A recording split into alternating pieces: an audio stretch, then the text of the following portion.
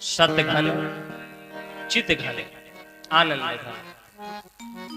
जो परमात्मा सत्य है अर्थात सत्य स्वरूप परब्रह्म,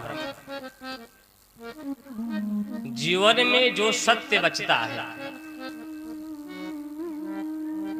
ब्रह्म सत्यम जगत मिथ्या, भगवान को सत्य रूप बतलाया गया है।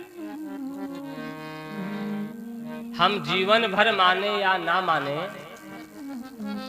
जब हम शरीर छोड़कर चले जाते हैं तो दुनिया वाले स्वयं बताते हैं अगर जीवन में कुछ सत्य है तो राम नाम सत्य।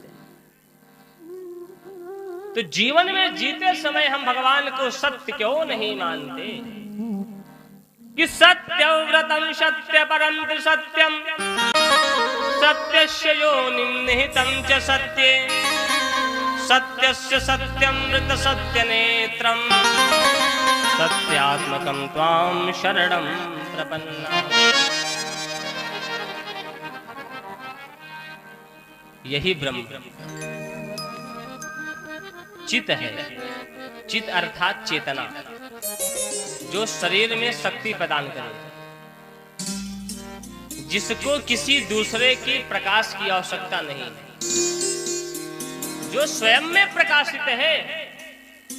ऐसा प्रकाशमान परब्रह्म हमें बल्ब न प्राप्त हो तो हम कुछ देख नहीं सकते, रोशनी चाहिए। लेकिन जो प्रकाशमान स्वयं ब्रह्म है उसे किसी भी प्रकाश की आवश्यकता नहीं है, जिसके अंदर एक अपूर्ण चेतना है। हमारे शरीर में अगर उस ब्रह्म की शक्ति निकल जाए तो शरीर में बचता क्या है? कुछ बचता है क्या? कुछ नहीं। जैसे ही भगवान की चेतना निकल जाती है, यह शरीर शरीर नहीं कहलाता, यह शरीर मिट्टी कहलाता है। जैसे ही शरीर को छोड़कर भगवान की चेतना दूर जाती है, उसी क्षण से इसी सुंदर शरीर को लोग मिट्टी कहना शुरू कर देते हैं। देखो मिट्टी जा रही है। कि शक्ति चेतना ही हमारे शरीर को सुरक्षित रखती है। हम जब तक जगते हैं तो मन में क्या सोचते हैं कि शरीर में कहीं चोट ना लगे, शरीर कहीं जल ना जाए, शरीर कहीं बहुत ठंडा ना हो जाए, शरीर में कुछ प्रॉब्लम्स ना हो, इसलिए शरीर की बार बार देखभाल करते हैं। जरा आप सोचो, जिस समय आप सो जाते हो और सोने के बाद उठने के पहले आपके शरीर की देखरेख कौन करता है? कौन आपको उठाता है सुबह? कौन दिव्य शक्ति देकर के आपको जागृत अवस्था में देता है? फिर से कौन सी शक्ति है?